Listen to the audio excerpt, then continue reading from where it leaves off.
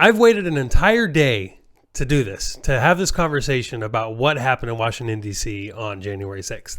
And the reason is because, well, there's a lot of information coming out, right? There's a lot of accusations coming out. The media is saying a whole bunch of stuff. People who are there are saying a whole bunch of stuff and so on. But here's the thing. The media, well, we all know about the media, right? The media lies for the most part. When it comes to people on the ground, some people on the ground also lie. So here's the thing that people just really need to understand. No, it wasn't all Antifa that walked into the Capitol.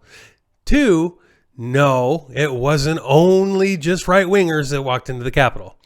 I will probably say that anybody with an ounce of common sense does understand and realize that probably the majority of the people that went into the Capitol building was not Antifa. There might have been 1 or 2 in there, but I mean, come on. We've seen these things happen already in the country. Like, it's not just exclusive to the United States Capitol. This has happened in Salem, Oregon. This happened in Michigan. This has happened other places. Shoot, on the exact same day in Olympia where I was at, people walked into the governor's mansion compound. People also went into Kansas's state capitol. Denver, I guess, also had something happen. Georgia also had something happen. So it wasn't just exclusive to these, United States Capitol building. But here's the thing. And you know what? We can go back and forth and we can debate whether or not it was a good thing or a bad thing. Me personally, I don't condone it. I don't condone that kind of behavior. I don't condone breaking in. I don't condone breaking laws. I personally am a big fan of, well, a little thing called civil disobedience. Civil disobedience, for those of you who don't know, is a peaceful protest. It is for instance, let's say Antifa and BLM, they decide to go and block streets and stuff like that, right? Okay, well, as long as they're not breaking stuff, as long as they're not damaging buildings and so on, it's a fairly peaceful protest. If they're not assaulting people or smashing cars or windows or whatever, that's a fairly peaceful protest. That's civil disobedience. Rosa Parks sitting on a bus is civil disobedience. People going into a restaurant during segregation, black people going into a whites-only restaurant and sitting down, that is civil disobedience. At the time, it was against the law. However, it was civil. These restaurants that are opening up during a lockdown, that's civil disobedience. They're breaking the law per se, but they are doing it peacefully and there's no victim. There is no victim. It's a victimless crime. So that's civil disobedience. Civil disobedience is doing something peacefully, showing that you are not okay with the law or the rule that is in place and so on. So personally, I do not necessarily believe that breaking into a Capitol building and beating up cops and so on should be considered civil disobedience, because it's not. It is violence. It's exactly what Antifa has been doing for over a year now, which brings me to the whole point of this whole thing. The point of this whole thing is everybody who's focusing on the fact that a whole bunch of really angry people broke into the Capitol building, you should probably take a step back and maybe think about the why. I've been in business management for the majority of my adult life, and I learned that one of the best training tools, or even best way to get anybody to understand anything, is to explain to them the why. Why this is important, why this policy is important, why this procedure is important. So I think the best thing that anybody could ever possibly do right now as a nation, if you're right or you're left or whatever, is go, why? Now, I saw an article today from ABC that was calling all of the whole thing that happened, the whole riot and the whole breaking into the Capitol building was just to keep white supremacy alive. It's all about racism. It was all about racism. That's the only reason why it happened, was to keep racism alive and white supremacy prevalent in this country. Now, that's probably the stupidest thing I've ever seen. Definitely one of the top 10 dumbest things I have ever seen posted by a news agency. Now, I've seen a lot of stuff that's really stupid posted by news agencies, but this is ridiculous. It is literally the biggest form of deflection that I've seen so far. Now, why would you say that's deflection, you ask? Well, it's pretty simple.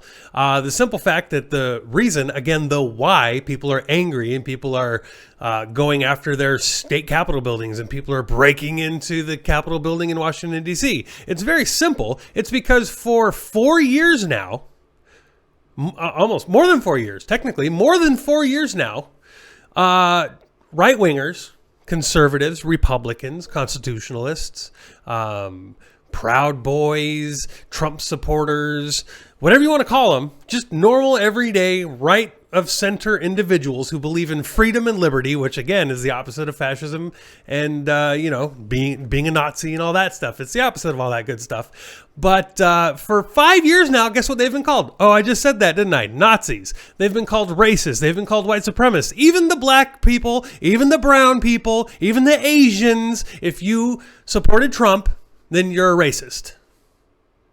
Yeah, or you're a white supremacist. Now, the people I have filming for me, it is half black and half white. Literally. I have 6 people that film for me. 3 of them are black, 3 of them are white. So I go out there with my buddies, with the guys who film for me who are black, and I get to watch leftists call them racists. I get to watch leftists call them Nazis. They don't understand what the word means.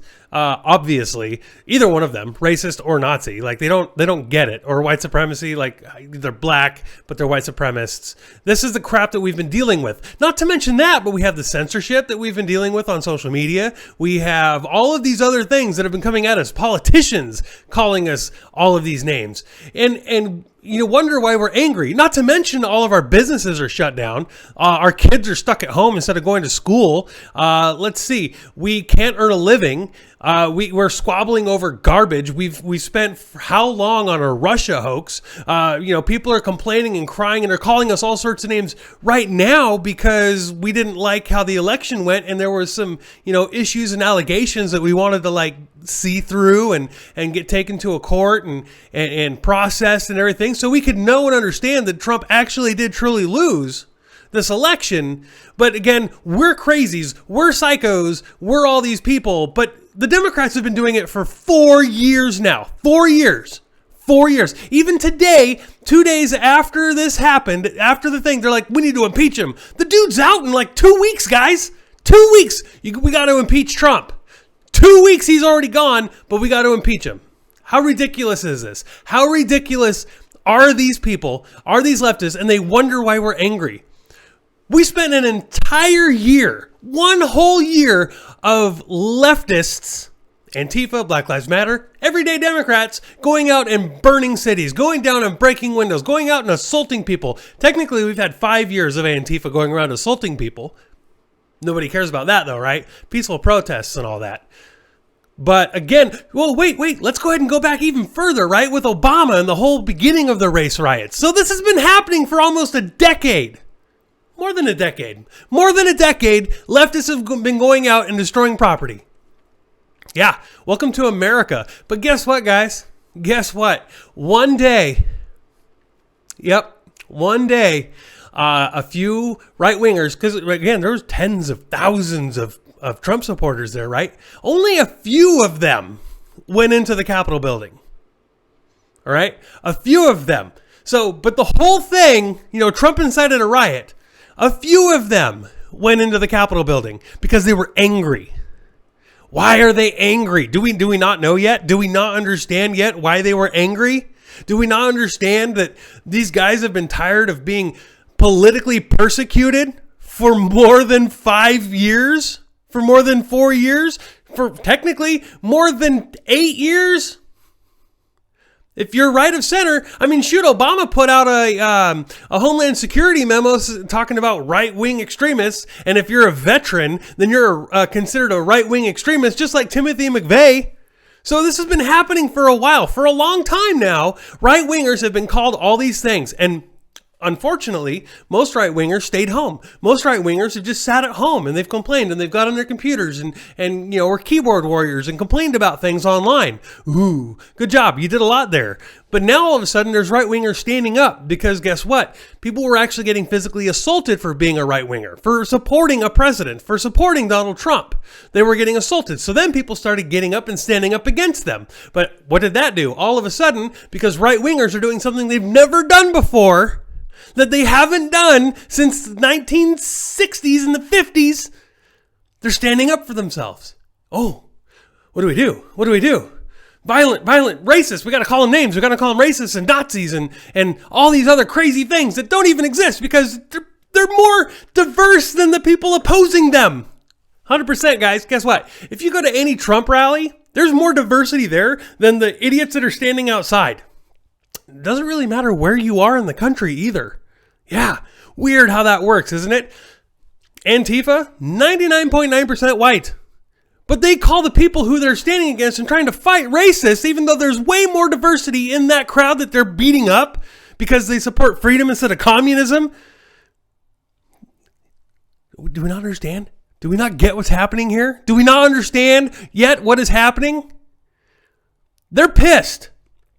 Now, Back the Blue, also a dying movement, right? Because the cops are sitting there going, oh, we have to follow orders. We're not going to go up and stand up for what's right. We're not going to leave our job. We're not going to leave our job security and so on because we have a paycheck we have to get. And if we get told orders that we need to protect Antifa from these, from the guys who have supported us for a year, we're going to do that because that's the reality of the situation, right? That's the reality of the situation. The cops have a job to do, and they have to keep their job in order to feed their families, just like you have to do, just like you have a job you have to do. Why you wear a mask at your job, even though you talk bad about it in every event you go to, you're like, masks are bad, but you're still wearing it at work.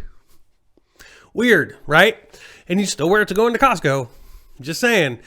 So, I mean, yes, there's some that stand up against the tyranny and so on. There's some of these restaurants that are opening up and they're being fined hundreds of thousands of dollars and being threatened with jail and so on. And guess what? There are some cops that have actually quit their job. They've spoke out against the tyranny and the unconstitutionality of most of the things that they've done. That's something you have to take into account. Not all cops are perfect, just like not all cops are bad. It's common sense. Not all people that broke into the Capitol building were patriots. Not all people who broke into the Capitol building was Antifa. It's common sense. Some of these things, like, people need to stop for a second, step back, and think a little bit before they start spewing all this garbage. All these people going, oh gosh, Trump incited a riot. Oh my gosh. No, he didn't. He never did that. He never said, go and attack the Capitol building. He said, go to the Capitol building. Let's march to the Capitol building and be strong. That's an emotional thing. Be strong is an emotional thing because there's a lot of emotional people that are mad that their president lost the election and that there's no recourse currently and there's no way to go. And people are calling people traitor, Mike Pence a traitor. And fun fact, everybody, Mike Pence had zero chance whatsoever of overturning that election. That's a fact. Period. Don't listen to what anybody else told you. Don't listen to any of these legal experts who nobody heard of until like the last couple months. He had no chance of overturning the election. Period. No power, no constitutional power whatsoever to overturn the election. None. Period. No ifs, ands, or buts about it. That's just the way it is. But Trump did not incite a riot at all. If anything, Trump could be blamed for causing right-wingers to get emotional because Trump was an emotional guy. Do I blame Trump for Georgia? Yes, I do. I blame Trump for Georgia because Trump went to Georgia and he's like, the election was rigged. And so it really doesn't matter if you vote or not. That's what happened. It's sad, but it happened. So if you're going to blame Trump for stuff, blame Trump for what he might have actually done. Don't blame him for stuff that he didn't do. Be honest. Have some intellectual integrity. Now, I know for a fact there's going to be a whole bunch of people that's going to go, I disagree with every single thing you said. Great. Welcome to America where we can all disagree about anything and we're still cool. Like, I don't care. You don't have to agree with me. You don't have to sit there and go, yep, you're right to every single thing I say. You don't have to. This is America. You have the right to disagree with me. You have a right to not have any common sense. You have a right to believe whatever you wanted to believe and do whatever you want to do as long as you don't harm anybody else. That's something that conservatives need to remember through this emotional time. You have the freedom to do what you need to do as long as you don't cause harm to anybody else. Inconveniencing other people via civil disobedience, all about it. Because guess what? Conservatives need to start playing the game. Conservatives need to start getting out and start doing stuff. But we don't need to go from 0 to 100. We don't have to go from conservative who sits on the couch and doesn't do anything to Antifa like that. We don't have to do that. Okay, we can go from 0 to 50 and go from sitting on the couch to maybe we do a march on a street unpermitted and go, hey, this is why we're here. Okay? And then the cops show up. They say, get off the street. Then go ahead, get off the street. Don't get a ticket or whatever. But you still made your point. And then when the cops leave, get back on the street. Whatever you got to do. You can do stuff. There's lots of things you can do. Instead of breaking into a Capitol building, I don't know, maybe stop them from going in the Capitol building. Create a barricade. You know, you're not breaking in. If you can't go into the Capitol building, they can't go in the Capitol building. Hey, look at that. That's civil disobedience. See where I'm going with this here? Conservatives need to dial down the emotions a little bit, use their brains a little bit, start strategizing on things that they can do to make a difference. Breaking into the Capitol building and reading Nancy Pelosi's mail and standing on the, podium there in the Senate, you didn't accomplish anything. All you did was literally have every Republican who was going to stand and oppose these things and get focused on these elections and put out their stuff go, nope, not worth it anymore. That's what you accomplished. That is exactly what you accomplished. So maybe it's time. Maybe it's time, guys, to stop and think a little bit and just kind of relax and don't stop doing stuff. Don't stop showing up. We need more and more people to show up. This is the most important time in our nation's history that it's the most important time for you to show up. We need more and more people to get off their couches and get out in the streets and go to the capitals and have these rallies because numbers matter, and get over the bickering, get over the small petty garbage. The big picture matters. Guess what? Antifa, they have a lot of groups within Antifa they don't like. But when it comes down to it, everybody's together and everybody's sitting there doing what they're doing. Instead of having an event, and say, I live in Washington State, so instead of having an event in Olympia and an event in Everett, an event in Spokane, and an event in Yakima, all on the same exact day at the exact same time, go to the same place. Go to the state capitol. Make that number of 600 turn into 6,000. That easy. It's that easy.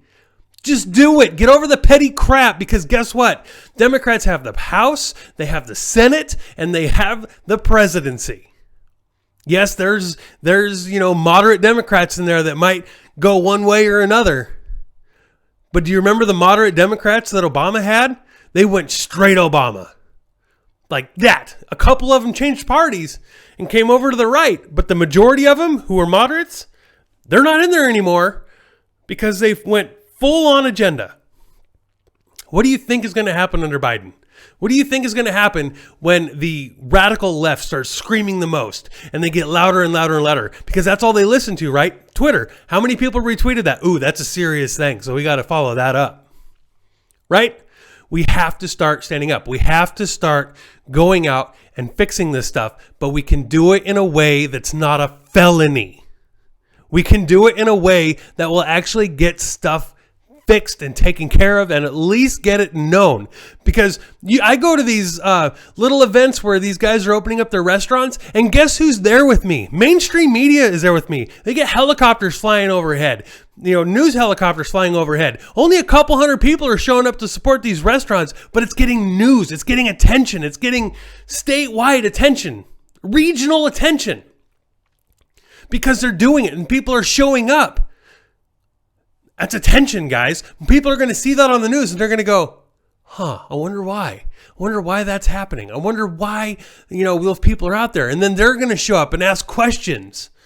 It matters. You have to show up. When is enough enough? When they come to your door and get your guns, or when they come and you walk out of your house without your mask on and you go to jail? Like, when? When is enough enough? When you literally can't afford to feed your family anymore and you get tired of going and standing in the food line, the food bank?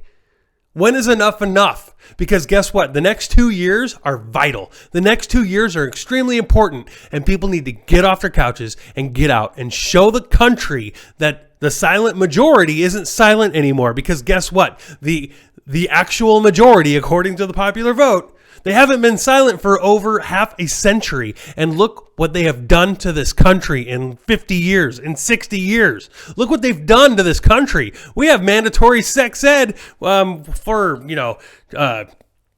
trans people and LGBT, whole full spectrum. It's part of our kindergarten sex ed education now. Like, are you kidding me? Kindergartners learning about LGBT sex ed. Welcome to Washington State. I hope it's not as bad where you live, but that's what we're dealing with right now. And that's just the tip of the iceberg when it comes to what we have to deal with when it comes to the left have been winning nonstop. We have judges, we have conservative judges in the Supreme Court of the United States that actually sat there and said, you know what? Nah, the Constitution doesn't matter.